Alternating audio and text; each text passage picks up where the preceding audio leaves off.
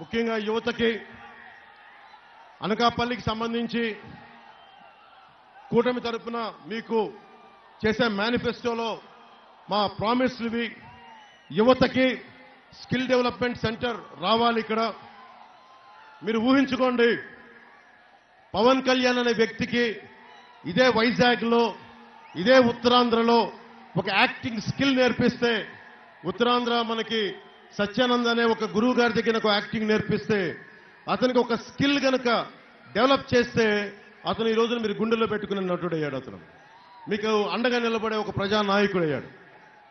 మనం ఏ రోజున కూడా స్కిల్ డెవలప్మెంట్ గురించి ఆలోచించట్లా. ఇక్కడున్న యువత మీరు ఏ కులం, ఎక్కడి నుంచి వచ్చారు, ఎంత వయసు ఉందని ఆలోచిస్తున్నారు. కానీ ఇక్కడున్న యువతలో ఎవరికి ఏ ప్రతిభ ఉంది, ఏ సమర్థత ఉంది, వీరికి ఎలాంటి ఉపాధి అవకాశాలు కావాలి, వీరికి ఎలాంటి ఇంట్రెస్ట్లు ఉన్నాయి, వీళ్ళకి ఎవరన్నా వచ్చి మనకి సర్వే చేయాల్సింది కులాలు వీటన్నిటితో పాటు కూడా అక్కడున్న కుర్రాడికి నీకేం కావాలనుంది భవిష్యత్తులో, అక్కడున్న యువతకి మీకు ఏం అవ్వాలనుంది, ప్రభుత్వం మీకు ఏం చేయాలి, ఎలాంటి ఉపాధి అవకాశాలు కావాలి, ఎలాంటి స్కిల్ డెవలప్మెంట్ చేయాలి మీకు, మేము ఇలాంటి అడగబోతున్నాం. ఈ రోజున అన్ని మేనిఫెస్టోలు చెప్పే ఒకటైతే మేనిఫెస్టో కోసం పోరాటం యాక్చువల్గా రేపొద్దున అసెంబ్లీలో మొదలవుద్ది. నేను ఇప్పటిదాకా మనస్ఫూర్తిగా మీ అందరి ఆశీస్సులు కోరుకుంటా ఉన్నాను.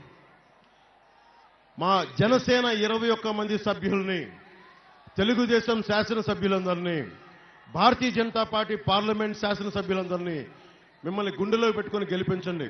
మీకోసం ఒళ్ళుంచి పనిచేస్తాం. మీకోసం ఒక సేవక నాయకత్వం, సర్వెంట్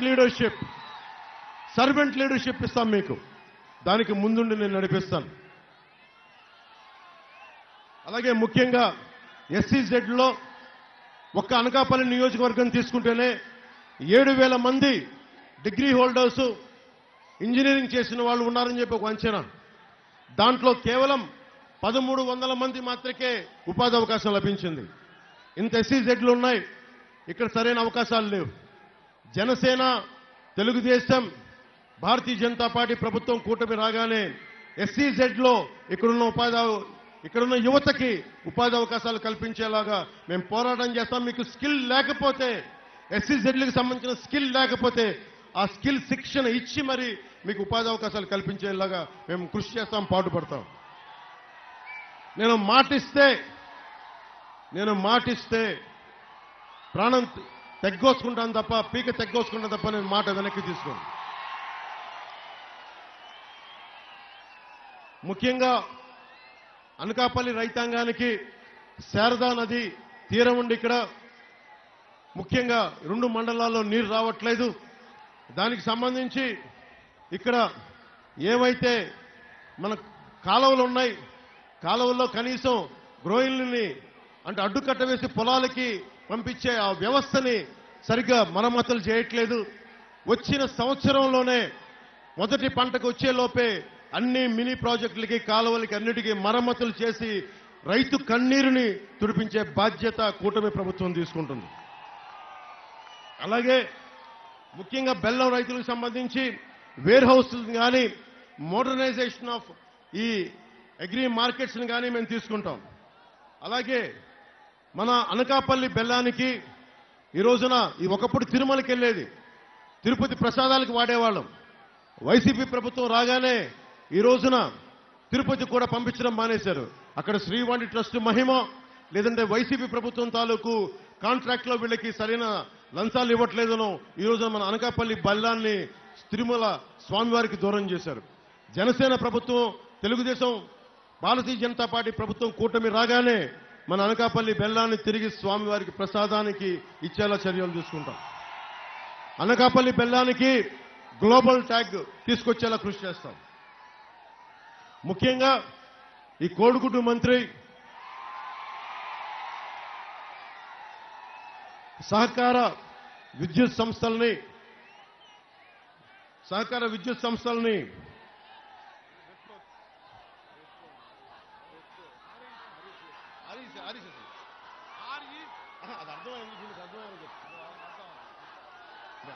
అర్థం కాదు.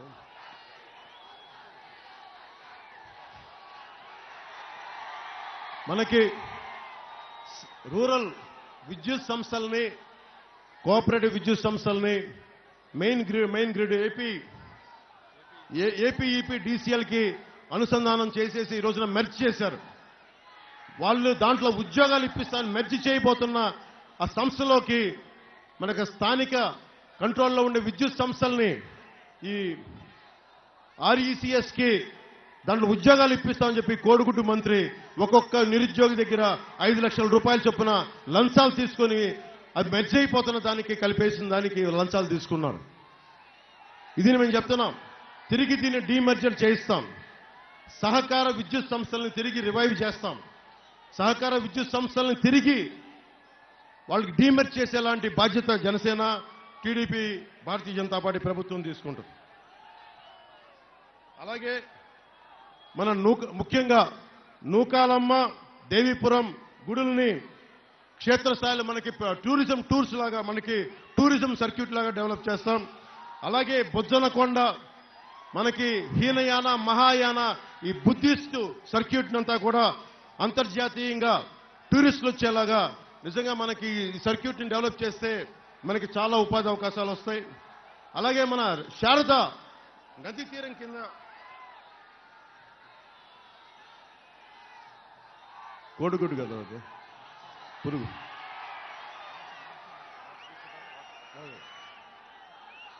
ఇంత ఇదే విదేశాల్లో ఇలాంటి శారదా నది కానీ ఉండుంటే ఒక గొప్ప క్షేత్రస్థాయి ఒక టూరిజం స్పాట్ అయిపోయేది.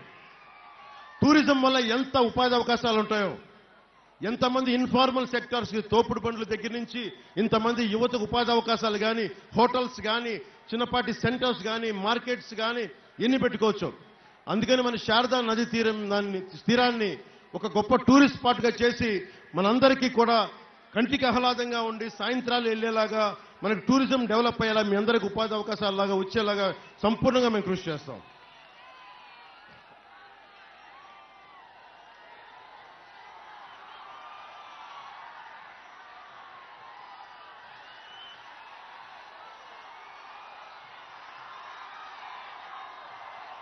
ఇందాక వస్తూ ఉంటాయి చాలా మంది ఉద్యోగులు కాంట్రిబ్యూటరీ పెన్షన్ స్కీమ్ నుంచి అడుగుతా ఉన్నారు. మా సిపిఎస్ స్కీమ్ని మీరు ఏం చేయబోతున్నారు మీ కూటమి ప్రభుత్వం అని అడిగితే, నేను ఒక ఉద్యోగి కొడుకుని, జగన్ గారి తాతలాగా నాకు మా తాతకి మైనింగులు లేవు. మా తాత ఒక పోస్ట్ మాస్టర్. జగన్ గారి నాన్నలాగా మా నాన్న ముఖ్యమంత్రి కాదు, మా నాన్న ఎమ్మెల్యే కాదు. మేము చిన్నపాటి ఒక ఆంధ్రప్రదేశ్ ప్రభుత్వ ఉద్యోగి కొడుకుని. నేను ముఖ్యంగా ఉద్యోగులకు చెప్తా ఉన్నాను, నేను ఒక ఉద్యోగి కొడుకుని, సగటు దిగువ మధ్యతరగతి నుంచి వచ్చిన వాడిని. పెన్షన్ ఎంత అవసరమో కీలకమో నాకు తెలుసు. మా నాన్న మా దగ్గర డబ్బులు తీసుకోవడానికి కూడా ఇబ్బంది పడేవాడు. ఆయన పెన్షన్ డబ్బులతోటి మాకేదైనా కొనిచ్చేవాడు పుట్టినరోజులు తప్ప ఆయన ఎప్పుడు తీసుకునేవాడు కాదు. పెన్షన్ అనేది ఒక పెద్ద కొడుకు లాంటిది. పదవీ విరమణ చేసిన ఉద్యోగికి పెన్షన్ అనేది ఒక పెద్ద కొడుకు, ఒక బలమైన ఆసరా. మేము కనుక మీరందరూ ఆశీర్వాదంతో ప్రభుత్వానికి మాకు ఇవ్వగలిగితే, ఇస్తున్నారని నాకు తెలుసు, కానీ నా బాధ్యత మా కూటమి ప్రభుత్వం వచ్చిన సంవత్సరం లోపు ప్రతి ఉద్యోగి, ప్రభుత్వ ఉద్యోగి కాంట్రిబ్యూటరీ పెన్షన్ స్కీమ్కి దానికి ఒక పరిష్కార మార్గం కొనుక్కునే సంవత్సరం లోపు. ఎందుకంటే చాలా మెలికలు ఉన్నాయి, దాంట్లో చాలా ఇబ్బందులు ఉన్నాయని చెప్తా ఉంటే, వైసీపీ వ్యతిరేక ఓటుని చీలనివ్వనని చెప్పి ఈ రోజున సాధించి మీ ముందుకు వచ్చాను. కాంట్రిబ్యూటరీ పెన్షన్ స్కీమ్ని ఉమ్మడి ఆంధ్రప్రదేశ్ మాజీ ప్రభుత్వ ఉద్యోగి కొడుకుగా చెప్తున్నాను. మీ పెన్షన్ పథకాన్ని మీ పెద్ద కొడుకు లాగా ఒక ఆసరాగా ఉండేలాగా మా కూటమి ప్రభుత్వం తీసుకుంటాం. సంవత్సరం లోపే కొణతాల రామకృష్ణ గారు కానీ, మనోహర్ గారు కానీ, చంద్రబాబు గారు కానీ అందరం కూర్చొని అసెంబ్లీలో దీనికి ఒక సంవత్సరం లోపు తర్జన భర్జన చేసి, వాదోపవాదాలు చేసి, ప్రతి ప్రభుత్వ ఉద్యోగికి భద్రత కలిగించేలాగా, మీ 30 సంవత్సరాలు పనిచేసిన తర్వాత మీ జీవితానికి భద్రత ఉండేలాగా మేము సంపూర్ణంగా చర్యలు తీసుకుంటాం, మీకు అండగా నిలబడతాం అని చెప్పి నేను ఎనకాపల్లి నడిబొడ్డున నూకాలమ్మ సాక్షిగా నేను మీకు అండగా ఉంటాను. మీరు చెప్పండి, మనకి ఈ రోజున అనకాపల్లి కొత్త జిల్లాగా ఏర్పడింది. ప్రభుత్వ భవనాలు ఉన్నాయా? మనకి ప్రభుత్వ భవనాలు లేవు. ఇంకా అద్దె ఇళ్లలోనే ఉన్నారు వీళ్ళందరూ. కానీ ఒకవైపు 600 ఎకరాలు దోచేస్తా ఉన్నారు. ఏ ప్రభుత్వం అయినా సరే, జగన్ ప్రభుత్వం వచ్చింది, ఉన్న ప్రభుత్వాస్తులను తాకట్టు పెట్టడం, ప్రైవేట్ ఇళ్లలో భవనాలు పెట్టడం, దానికి అదనంగా రెంట్లు గింట్లు అని చెప్పేసి ఆ డబ్బును కూడా అక్రమంగా దోచేయడం. ఎన్టీఆర్ గవర్నమెంట్ ఆసుపత్రి ఉంది మనకి. పీలా గోవింద్ గారి సమయంలోనే దానికి ఏసీలు కూడా చేయించారు ఆయన. మనకి పేషెంట్స్ కి బాగుంటుందని చెప్పి పాపం ఎన్టీఆర్ గవర్నమెంట్ హాస్పిటల్ ఆయన చేయిస్తే ఈ రోజున ఆ పరిస్థితి ఎలా ఉంది? గర్భిణీ స్త్రీలు వస్తే వైజాగ్, విశాఖ కేజీహెచ్కి పంపించే పరిస్థితి. ఒకవైపు సిటీ నడిబొడ్డున మనకి డంపింగ్ యార్డ్ ఉంది. మనకి రాష్ట్రంలో ఏ మూలకెళ్ళినా డంపింగ్ యార్డ్. దాదాపు చుట్టుపక్కల ఉన్న ప్రాంతంలో మీకు ఎంత దుర్వాసన ఉంటుందో నాకు తెలుసు. మొన్న ఈ మధ్యన నాకు వీడియోలు పంపించారు. అదే ఆ వీడియోలు పంపిస్తే ఎంత ఉన్నాం సార్ ఇక్కడి నుంచి డంపింగ్ యార్డ్? పక్కన డంపింగ్ యార్డ్ పక్కనే కార్పొరేషన్ బిల్డింగ్ లో వేశారు. ఇక్కడి నుంచి తీసుకెళ్లి మధురవాడకి తీసుకెళ్తున్నారు, వైజాగ్. అక్కడ తీసుకెళ్తే మళ్ళీ దారి పొడవునా దుర్గంధం. నేను కూటమి ప్రభుత్వం రాగానే ప్రతి ఊర్లోనూ, అలాగే మన అనకాపల్లిలో కూడా బరోడా లాగా, లాస్ వేగాస్ లాగా ఇక్కడే ఒక బలమైన ఈ శుద్ధి చేసే కేంద్రాలను పెట్టి ఇక్కడికి దీన్ని దుర్వాసన లేని అందంగా చూసేలాగా ఈ ప్లాంట్ని ఒకటి పెట్టిస్తా ఉంది. నేను ఈ వేస్ట్ ప్లాంట్ని మేనేజ్ చేసే ఒక బలమైన, ఎందుకంటే లాస్ వేగాస్లో కానీ బరోడాలో కానీ చాలా బలంగా దీన్ని శుద్ధి చేసి దానిపైన ఒకలాంటి కొండలాంటి విధంగా తయారు చేసి చూడటానికి అందంగా ఉండేలాగా అది ఒక దాన్ని నుంచి వచ్చే బయోగ్యాస్ ని మళ్ళీ తిరిగి ఇంధనంలాగా వాడుకునేలాగా ఒక విధానాలు ఉన్నాయి. ఆ విధానాలని ఈ రోజున మన ప్రాంతానికి తీసుకొద్దాం, మన అనకాపల్లికి తీసుకొచ్చి దుర్గంధాల నుంచి అనకాపల్లి నుంచి బయటపడేస్తాను మనస్ఫూర్తిగా మీకు తెలియజేసుకుంటా ఉన్నాం. ముఖ్యంగా కొణతాల రామకృష్ణ గారి ఆధ్వర్యంలో ఉత్తరాంధ్ర సుజల స్రవంతి ఇరిగేషన్ ప్రాజెక్ట్ మొదలైంది. దానికి వైఎస్ఆర్ గారి టైంలో ఇస్తే, చంద్రబాబు గారి టైంలో దాన్ని 2000 కోట్ల రూపాయలు విడుదల చేశారు. కానీ వైసీపీ గవర్నమెంట్ వచ్చిన తర్వాత కేవలం 5 కోట్ల రూపాయలే విడుదల చేశారు. 5 కోట్ల రూపాయలు విడుదల చేయటం వల్ల ఈ రోజున మనకి రైతాంగం నష్టపోతా ఉంది. జనసేన, టీడీపీ, బీజేపీ ప్రభుత్వం రాగానే ఈ ఉత్తరాంధ్ర సుజల స్రవంతి పథకాన్ని తిరిగి బలంగా పునరుద్ధరించి దీనికి బడ్జెట్ కేటాయిస్తోంది. ముఖ్యంగా ఉత్తరాంధ్ర కానీ ఆంధ్రప్రదేశ్లో కానీ, ఆంధ్రప్రదేశ్ డ్రగ్ క్యాపిటల్ అయిపోయింది. గంజాయికి మారుపేరైపోయింది ఆంధ్రప్రదేశ్. ఆడపిల్లలు భయపడతా ఉన్నారు, పెద్దలు భయపడతా ఉన్నారు, చాలా మంది యువత కంప్లైంట్ చేస్తా ఉన్నారు. నేను 2018లో కూడా పోరాట యాత్రకి వెళ్తే ముఖ్యంగా యువతకు చెప్పాను, మీరు గంజాయిని కనుక మీరు మహమ్మారిని మీరు ఎంకరేజ్ చేస్తే మీ ఆరోగ్యాలు పాడు చేసుకుంటారు. ముఖ్యంగా ఇలాంటి వ్యవస్థ కట్టుదిట్టం చేయాలి అంటే చాలా బలమైన లా అండ్ ఆర్డర్ ఉండాలి. మన కూటమి ప్రభుత్వం రాగానే మేము బాధ్యత తీసుకుంటాం, గంజాయి మహమ్మారిని మేము అరికడతాం. ఈ రోజున మన వైజాగ్ పోర్టులోనే దాదాపు 25,000 కోట్ల రూపాయలు, 25,000 కోట్ల రూపాయల హెరాయిన్, గంజాయి ఆంధ్రప్రదేశ్ వైజాగ్ దిగుమతి అయిందంటే దీనికి వైసీపీ ప్రభుత్వం అనుమతి లేకుండా, పోలీసుల్లో ఉన్న కొంతమంది సపోర్ట్ లేకుండా ఈ రోజున జరుగుద్దని మీరు ఆలోచిస్తున్నారా? మీకు భవిష్యత్తులో క్రిమినల్ గవర్నమెంట్ వద్దు, మీ భవిష్యత్తుకి మంచిది కాదు. అందుకని మేము కూటమిగా ఏర్పడి ఈ రోజున మీ అందరి సహకారంతో వైసీపీని రోడ్డు మీద ఈడ్చి ఆంధ్రప్రదేశ్ అవతల సరిహద్దుల్లోకి పడేస్తాం.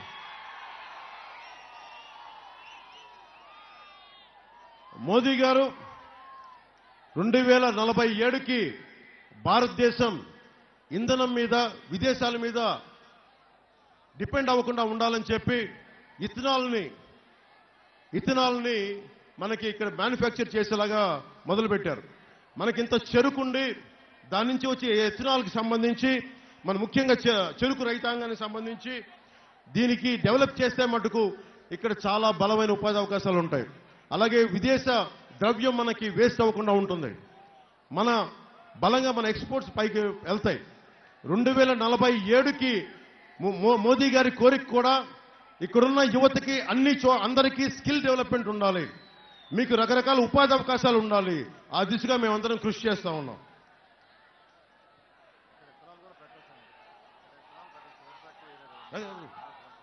మనకి షుగర్ ఫ్యాక్టరీలు ఉన్నాయి కాబట్టి తుమ్మపాలను ఎలా రివైవ్ చేస్తామంటే దానికి అనుసంధానంగా ఒక ఇథనాల్ ఫ్యాక్టరీస్ కూడా దానికి పెట్టి, ఎందుకంటే ఇంత బలమైన చెరుకు పంట ఉన్న ప్రాంతం ఇది ఉత్తరాంధ్ర మొత్తం.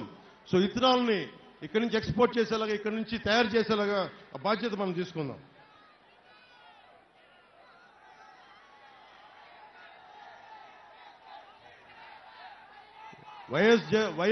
వైసీపీ ప్రభుత్వం ప్రతి కులానికి 56 సంక్షేమ భవనాలను పెట్టింది. తెలుగుదేశం ప్రభుత్వం కాపుల కోసం ఒక సామాజిక భవనాన్ని స్థలం కేటాయించింది, నిధులు మంజూరు చేసింది.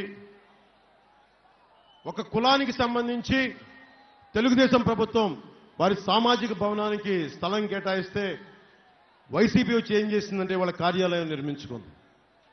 ఒకసారి మీరు ఆలోచించండి.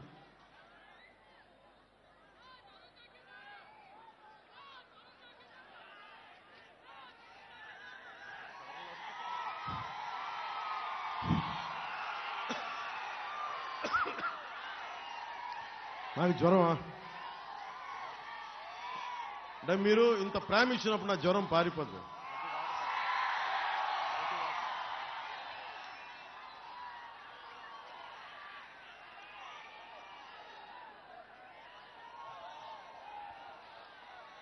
పీలా గోవింద్ గారు సారథ్యంలో సత్యనారాయణపురం, కొండకొప్పాక, సిరిసపల్లిలో దాదాపు 3416 కిట్కోలు నిర్మించారు.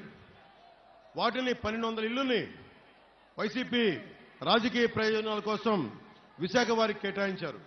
ఏ ఊర్లో ఉండే వాళ్ళకి వారికే కేటాయించాలి కదా. మిగతా ఇళ్లన్నింటినీ వైకాపా నేతలు వారి సొంత లాభానికి వాడుకున్నారు. తెలుగుదేశం ప్రభుత్వంలో కేటాయించిన ఇళ్లన్నీ తిరిగి కూటమి ప్రభుత్వం రాగానే వారికే కేటాయిస్తాం. అర్హతగా ఉన్న వాళ్ళకి కూడా మిగిలిన ఇళ్లు కేటాయిస్తాం. అలాగే ఎన్టీఆర్ ఆసుపత్రికి ముఖ్యంగా బడ్జెట్ని 30 లక్షలు తగ్గించారు. స్పెషలిస్టులు లేరు, సిబ్బంది కొడుతుంది. అన్ని జిల్లాల నుంచి వచ్చే ఈ రోగులకి ఎక్కువ సౌకర్యాలను డెవలప్ చేసేలాగా మన ప్రభుత్వం తీసుకుంటుంది. అలాగే రాష్ట్ర జాతరగా మన నూకాలమ్మ ఉత్సవాన్ని జరుపుకుందాం.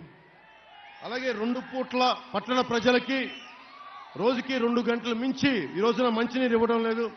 అది కూడా కొన్నిసార్లు నా దృష్టికి వచ్చింది, బురద మురుగు అని చెప్పి దానికి పైగా 1200 రూపాయలు పన్ను వసూలు చేస్తా ఉన్నారు. ఈ అగనంపూడి పట్టణం ప్రజలకి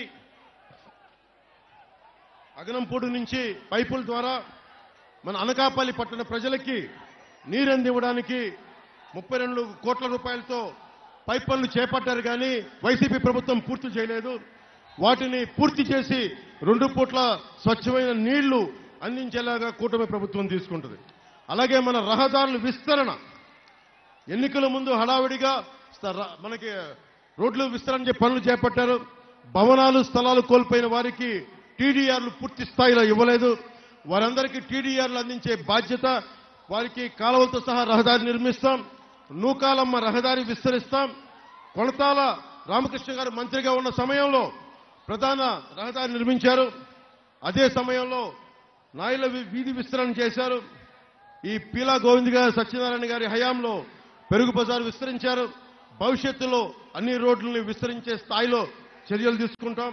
మన డంపింగ్ యార్డుకు కూడా ఒక శాశ్వత పరిష్కారం కనుక్కుంటామని దాకా చెప్పాం. చెత్త పన్ను కూటమి ప్రభుత్వం రాగానే మొట్టమొదటి చేయాల్సిన చంద్రబాబు గారు కూడా చెప్తాను, చెత్త పన్నును తొలగించమని చెప్తాం.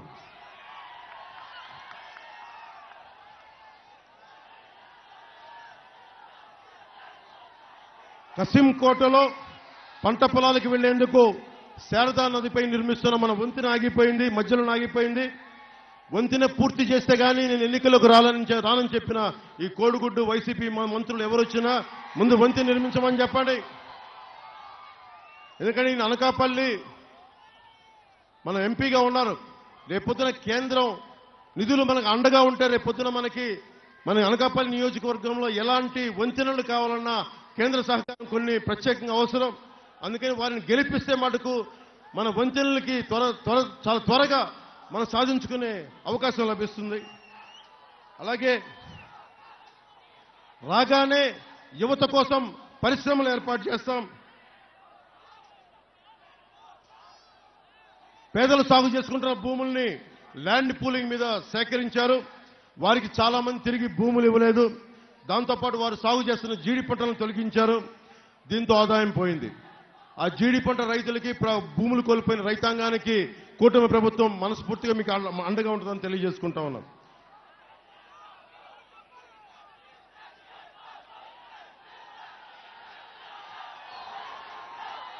కొనతాల రామకృష్ణ గారు మంత్రిగా ఉన్న సమయంలో సంతోషిమాత కోవిల వద్ద రైతు బజార్ ఏర్పాటు చేశారు. దాన్ని సరిగ్గా వినియోగించుకోలేదు. దాని వినియోగంతో పాటు ప్రభుత్వం రాగానే కొత్త రైతు బజార్ ఏర్పాటు చేసే బాధ్యత కూటమి ప్రభుత్వం తీసుకుంటుంది. అనకాపల్లి బెల్లానికి దేశం మొత్తం పూర్వ వైభవం వచ్చేలాగా తీసుకుంటాం. ముఖ్యంగా అనకాపల్లి భూసారం లక్షణాన్ని బట్టి గత ప్రభుత్వంతో వాదించి మరి అనకాపల్లి బెల్లం నల్లగా ఉంటుంది, అందువల్ల దీన్ని లిక్కర్కి వాడాలని చెప్పి పెడితే కొనతాల రామకృష్ణ గారే అప్పుడున్న ప్రభుత్వంతో పోరాటం చేసి ఆ నల్లగా ఉంటున్న బెల్లానికి కారణం ఇక్కడ మన అనకాపల్లి భూముల్లో ఉన్న భూసారం తాలూకు తత్వం వల్ల అలా ఉంది తప్పని చెప్పి బలంగా వాదించి ఈరోజు చేశారు. తిరిగి దాన్ని పునర్వైభవం చేసి తీసుకొస్తాం దానికి. అలాగే ముఖ్యంగా దారి పొడవుతా మనకి అనకాపల్లి ఉద్యోగులు మిడిల్ క్లాస్ ఎక్కువ. మనకి ఇలాంటి చోట శారదా నది ఒడ్డున ఉన్న అన్నమయ్య ఉద్యానవనంతో పాటు పరమేశ్వరి, గాంధీనగరం, రఘురాం కాలనీల్లో ఉద్యానవనాలు, పార్కులు అభివృద్ధి చేస్తాం. ముఖ్యంగా యువతకి క్రీడా స్థలాలు ఏర్పాటు చేస్తాం. అలాగే పెద్దలకి ఒక వాకింగ్ ట్రాక్ని ఏర్పాటు చేస్తాం.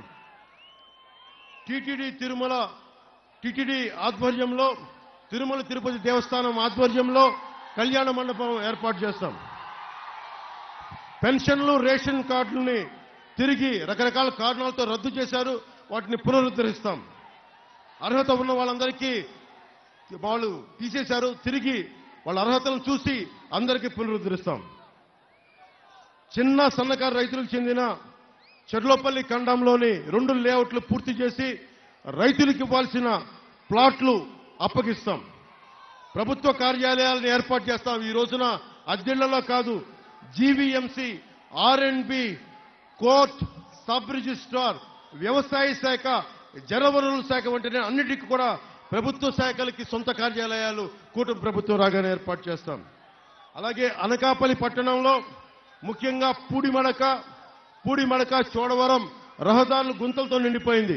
మురుక్కాలువలకు అవుట్లెట్లు లేవు. భూలువాడ, దర్జానగర్, మార్టూరు రహదారుల్ని తిరిగి నిర్మాణం చేస్తాం. ఆ గుంతలు పూడిస్తాం, మంచి దారులు ఏర్పాటు చేస్తాం.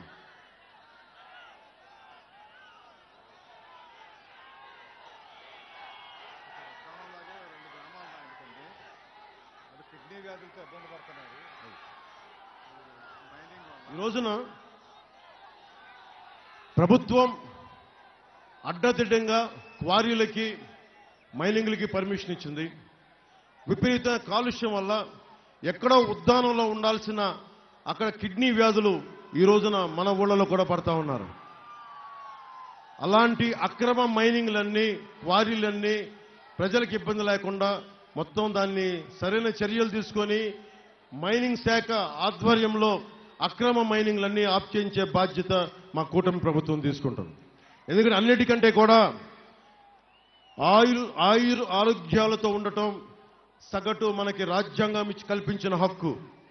తాగే నీరు, శుభ్రమైన నీళ్లు, స్వచ్ఛమైన గాలి మన హక్కు. ఇది మన హక్కుని కాలు రాసేది ఎవరైనా సరే వాళ్ళని తొక్కి తుంగలో దొక్కేద్దాం.